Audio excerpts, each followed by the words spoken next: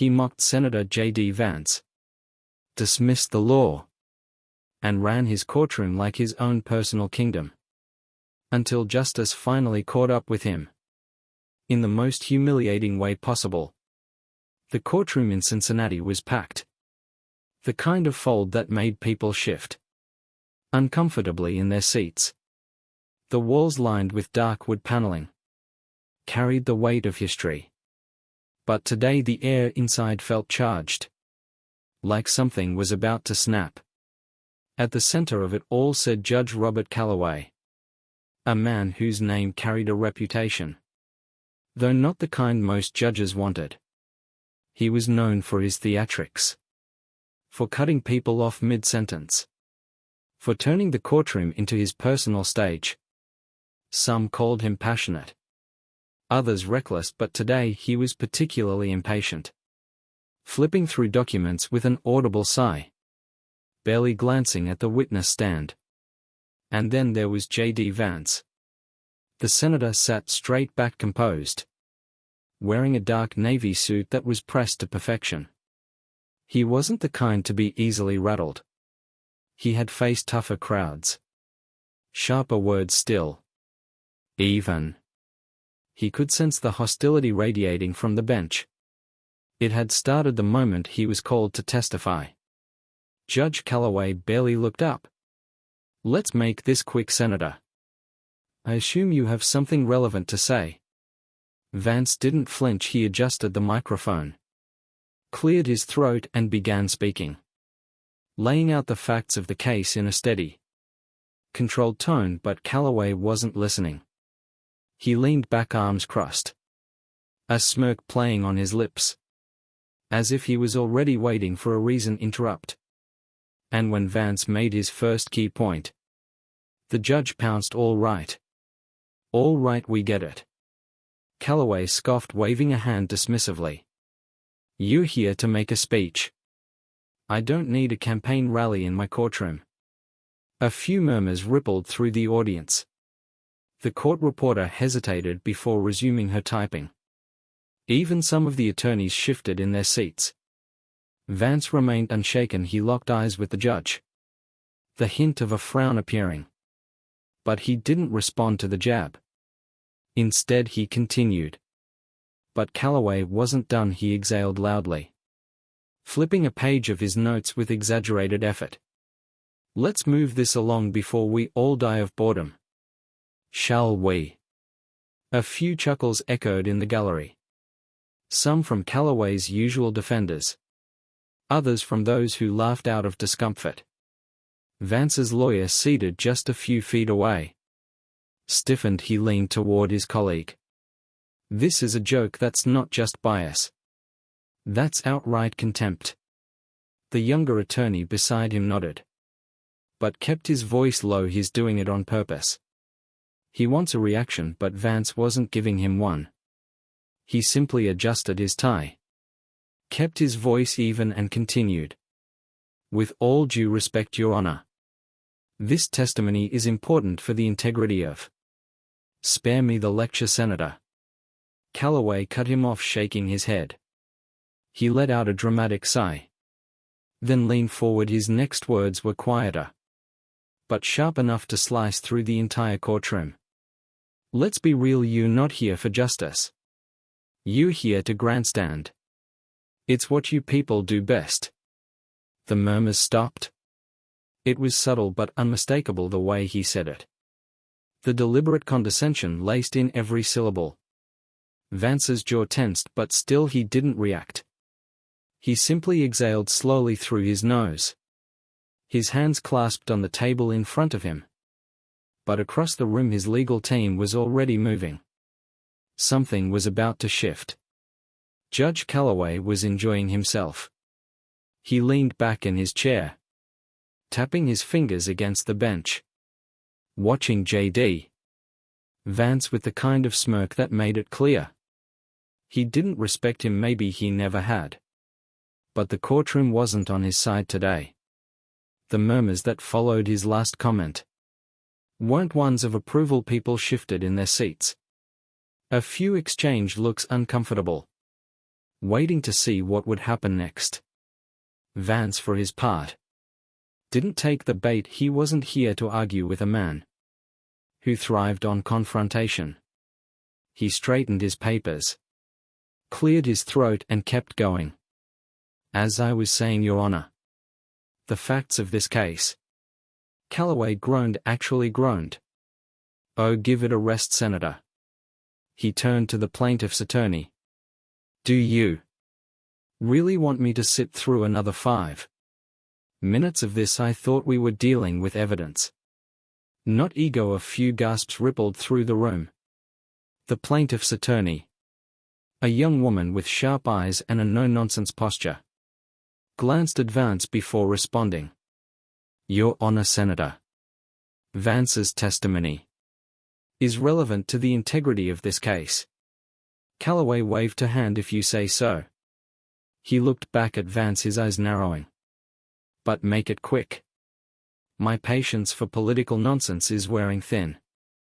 Vance didn't rise to the insult. He simply continued. But the hostility wasn't just verbal anymore. Calloway shifted in his seat, rolling his eyes at nearly every sentence. When Vance mentioned key details about the case, the judge muttered under his breath. At one point, he even scoffed loud enough for the jury to hear. The tension in the room thickened. At the defense table, Vance's lead attorney, a man in his 50s with salt and pepper hair, leaned toward his colleague. This is unreal. He's not even trying to hide it. The younger attorney nodded. Should we file a motion? Not yet. He exhaled, but we're getting close. Across the courtroom, a reporter scribbled furiously in her notebook. She had covered enough trials to know when a judge was stepping out of line. And Calloway was sprinting past the line, straight into misconduct territory. The judge, however, remained unfazed. He thrived in moments like these. He leaned forward, resting his elbows on the bench. Tell me, Senator, when exactly did you become an expert on constitutional law? Vance met his gaze. I studied law before I entered public service. Your Honor, oh right, Calloway said with mock realization. I forgot, another politician who thinks reading a few books makes him an expert. Silence. Even the bailiff, a man who had worked in this courtroom for over a decade, didn't move. Calloway wasn't just being rude. He was belittling a sitting U.S. senator in a courtroom, on record in front of a jury. And he didn't care. Vance let a few seconds pass. Then he leaned slightly forward. His voice was calm, measured. Your Honor, I'd appreciate it if we could focus on the case. Calloway laughed, actually laughed. Oh, that's rich. He looked out at the jury, as if they were in on the joke. He wants me to focus. You hear that? No one laughed with him. In fact, the room was eerily still. A shift had taken place. The arrogance that had carried Calloway through so many cases, that had let him dominate the courtroom for years, wasn't working today. But he was too wrapped up in his own ego to notice. He turned back to Vance. Here's my advice, Senator. Stick to politics. Leave the law to people who actually know what they're doing. The tension snapped. A few jurors stiffened. The court reporter hesitated before continuing to type. Vance's legal team didn't even bother whispering. Now this is blatant misconduct, one of them muttered, and then suddenly, quietly, the lead attorney reached for his phone. Because Judge Calloway had just crossed the line, and someone was about to make sure he paid for it. JD Vance barely blinked. His hands remained folded in front of him, his expression controlled. But something had shifted in his posture. He wasn't just tolerating Judge Calloway's behavior. He was letting it play out. Letting the arrogance dig deeper. Letting the courtroom see it for what it was. He didn't have to respond. The judge was doing the work for him. Calloway, oblivious to the mounting tension in the room, let out another exaggerated sigh. You really going to sit there and act like you're the expert here? Like your opinion matters more than the law? He chuckled to himself, flipping through the case file as if bored. I swear politicians these days think they can walk into a courtroom and start rewriting the rules. Vance didn't take the bait. Your Honor, I'm here under subpoena to testify on. I don't care what you're here for. Calloway snapped, his voice sharp, condescending. This courtroom isn't your personal stage. And I'm not here to entertain your political fantasies. A murmur spread through the gallery. This was beyond misconduct. This was personal across the room. Vance's lead attorney, Mark Hendricks, didn't move, but his fingers tightened around his pen. He had handled his share of difficult judges. But this was something else. He turned to his co-counsel. Lowering his voice, is the motion ready? The younger attorney nodded. Filed 5 minutes ago. Hendricks gave a slight nod. Good. The judge thought he had control. But that was about to change. Meanwhile, Calloway was still going. The way I see it, Senator, you're wasting my time, everyone's time, really. He let out a short laugh, and frankly, if I wanted to hear someone recite talking points, I'd turn on cable news. A few people in the gallery shifted uncomfortably. The jury, once attentive, now looked uncertain, almost wary of the man in the robe. But Calloway still wasn't paying attention. He leaned forward, smirking. Here's the deal, I'll give you 30 more seconds. That's it. After that, we're moving on to something actually worthwhile. A few attorneys at the defense table looked at each other, some with barely hidden disbelief. The court clerk, a woman who had worked under Calloway for over a decade, swallowed hard, her fingers hovering over the keyboard. Then the heavy double doors at the back of the courtroom creaked open. 2 men entered, moving with quiet authority. They weren't part of the court staff. They were federal marshals. And the second they stepped into the room, the entire energy shifted. Calloway didn't notice at first. He was too busy reveling in his own moment. All right, Vance. Make it count. 30 seconds, go. But Vance didn't respond because he had seen them. The marshals moved purposefully down the aisle, their eyes locked on the bench. Hendricks caught sight of them too, his grip loosening on his pen. Calloway finally noticed the change in atmosphere. His smirk wavered. What's with the whispering? He glanced at the attorneys, then at the gallery. Someone wanna let me in on the joke? Neither marshal said a word. They simply stepped forward, stopping just a few feet from the bench. The taller one, a man with a sharp, no-nonsense expression, reached into his jacket and pulled out a folder. Judge Robert Calloway. The name hit the air like a gavel striking wood. Calloway's expression twitched. Yes. The marshal took another step forward. You need to come with us. Silence, a deep, uneasy silence that wrapped around the entire courtroom like a noose. The attorneys at the defense table stiffened. The jury, already wary, looked around, waiting for someone to explain what was happening. The court clerk's hands hovered over the keyboard, frozen. Calloway blinked, then let out a short, incredulous laugh. Excuse me. The marshal didn't blink. Judge Calloway, you are currently under investigation for judicial misconduct, bribery, and obstruction of justice. We have a warrant for your arrest. The smirk vanished. The color drained from Calloway's face so fast it was almost comical. His mouth opened slightly, then shut. He blinked again, as if waiting for someone to tell him this was some sort of mistake. But no one did. The gallery was dead silent, save for the sound of a single pen. rolling off the desk of a court clerk, and hitting the floor, and for the first time all day. Calloway looked unsure of himself. But the marshals weren't waiting for him to process it. They were already reaching for the cuffs. Judge Calloway's confidence cracked. It wasn't a full collapse. Not yet, but the shift was undeniable. His smirk faltered, his fingers tensed against the bench.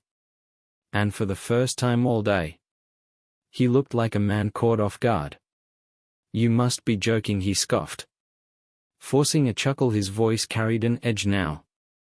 Not quite steady, he glanced around the room, as if expecting someone to step in, to push back against the absurdity of what he was hearing. But no one moved, no one spoke. The marshals didn't blink. "This is a courtroom," Calloway snapped, jabbing a finger toward them. "My courtroom, you don't just barge in here like this." The lead marshal didn't flinch. He simply held up the warrant. "Judge Calloway, this is an active federal investigation.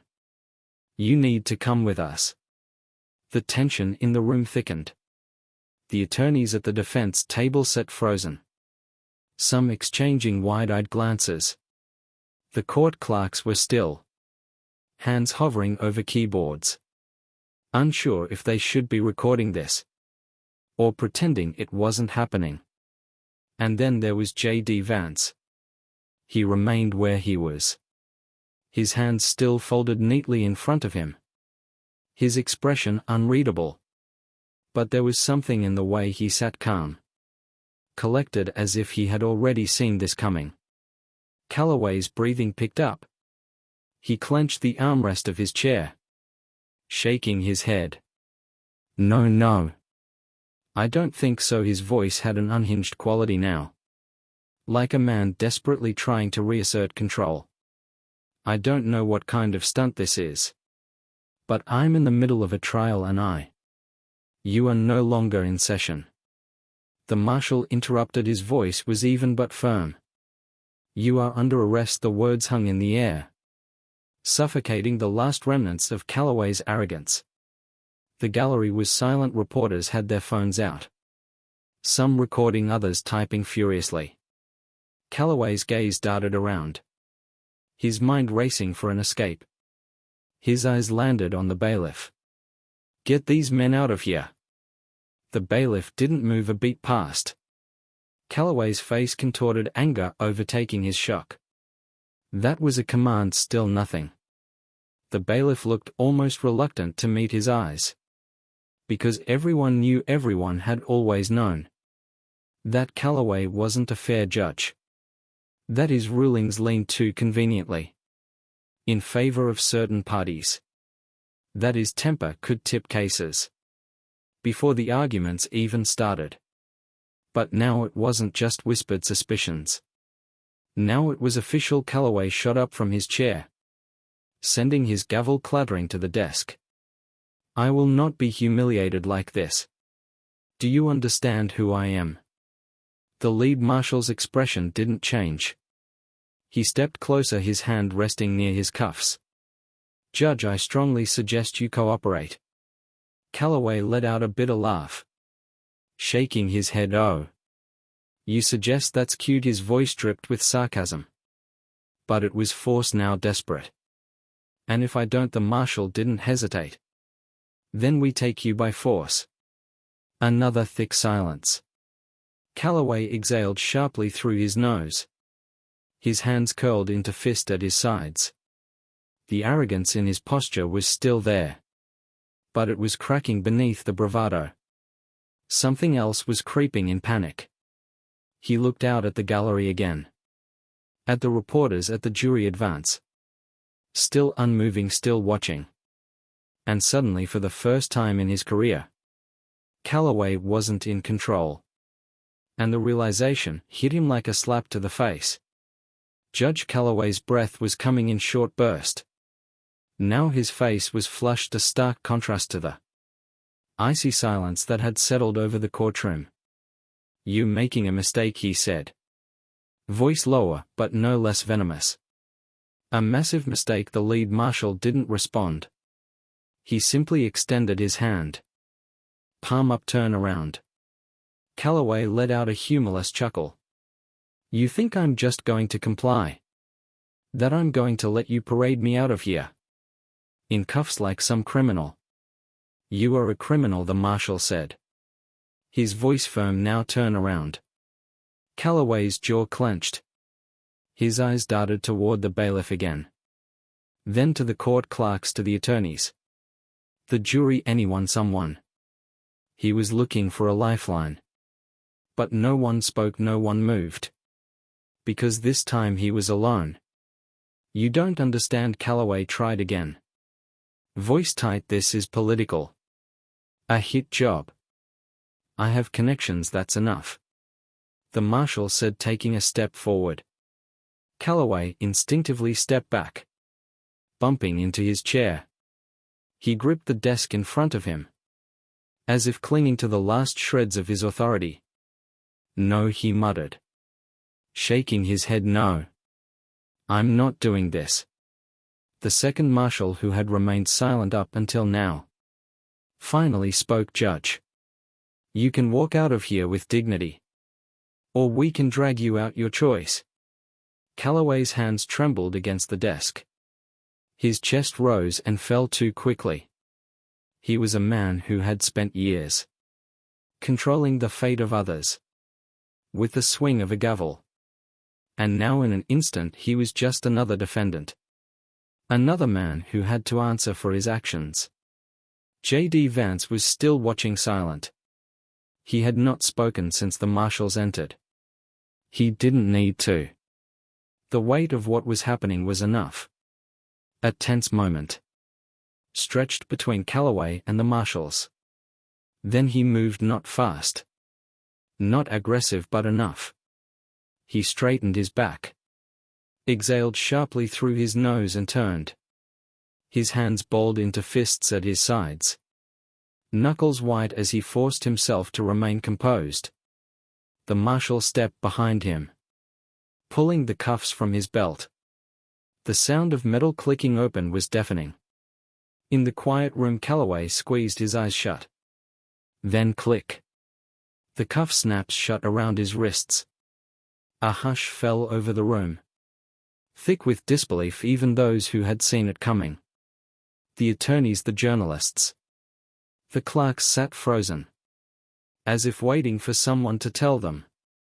This was all some elaborate trick. It wasn't. Calloway swallowed hard. Shoulders tense, his head stayed high. But it was no longer arrogance keeping it there. It was defiance. The marshal placed a firm hand on his arm, guiding him toward the steps that led down from the bench. His footsteps echoed as he descended. Not as a judge, but as a man in custody. For a fleeting second his eyes flicked toward Vance. Vance met his gaze, steady, unmoved. Calloway looked away first. The gallery, the jury, the attorneys. Everyone watched as he was escorted down the aisle, past the rows of stunned faces, past the courtroom he had once ruled over. As he neared the exit, something slipped from his desk. His gavel. It clattered onto the floor with a dull final thud. And Judge Robert Calloway walked out in handcuffs. His reign was over. The door swung shut behind Judge Calloway. But the weight of what had just happened lingered in the air. No one moved at first. No one spoke. It was as if the courtroom itself needed a moment to process the downfall of the man who had once commanded it. JD Vance remained seated. His fingers tapped lightly against the table, slow, measured. He wasn't gloating. He wasn't smirking, he was simply taking it in. The lead defense attorney, Mark Hendricks, exhaled sharply and leaned back in his chair. Well, he murmured under his breath. Didn't see that coming. His co-counsel let out a low chuckle, still staring at the door. I did. Across the aisle, the plaintiff's attorney, the same one Calloway had dismissed earlier, straightened her papers. With an almost theatrical slowness. He assumed we're getting a new judge. A ripple of nervous laughter spread through the courtroom. Tentative at first, but even that felt surreal. A judge had just been arrested mid-trial. The court clerk, still somewhat dazed, finally regained her bearings and turned toward the remaining attorneys. The court will reconvene once an alternate judge is assigned, she said, voice steadier than expected. People began shifting in their seats, murmuring among themselves. Some attorneys exchanged glances, clearly wondering how this case would move forward. The jury looked lost, unsure of what to do, or even if they were supposed to stay. But the reporters, they were already at work. A cluster of them near the back furiously typed on their phones, sending out breaking news alerts. Others whispered into recorders, summarizing what they had just witnessed. One reporter, a woman in her early 40s, with sharp eyes and a no-nonsense presence, turned to her colleague. "This isn't just a case anymore," she said under her breath. "This is history." Her colleague nodded in Calloway. He let out a short laugh. "Is done." The gallery was still half full when JD Vance finally stood. He gathered his notes, nodding politely to his legal team, before turning toward the exit. As he walked down the aisle, people instinctively stepped aside. Some men, his gaze nodding with quiet respect. Others simply watched, taking in the man who had sat through a storm. Without flinching, a reporter caught up to him just as he reached the hallway. "Senator Vance," she called. He stopped, turned slightly. "Yes." She hesitated, then asked the question that was already circulating in the line. "Did you know this was coming?" Vance studied her for a moment, then allowed himself the faintest hint of a smile. "Let's just say," he said, adjusting his watch, "justice has a way of catching up." Then, without another word, he walked away, leaving the courtroom. In the memory of Judge Calloway's reign behind him, power can be intoxicating. It can make people believe they are untouchable, that they can bend the rules, silence voices, and act without consequence. But the truth is, no one, not even those in the highest positions, can escape accountability forever. Judge Calloway ruled his courtroom with arrogance, believing he could twist justice to suit his own bias. He insulted, belittled, and silenced those he didn't agree with. But in the end, the law doesn't answer to egos. It answers to truth, and when corruption is exposed, the fall is always harder than the climb. If this story resonated with you, make sure to subscribe and stay tuned. Because justice isn't just about laws. It's about people willing to stand up, even when the odds are against them.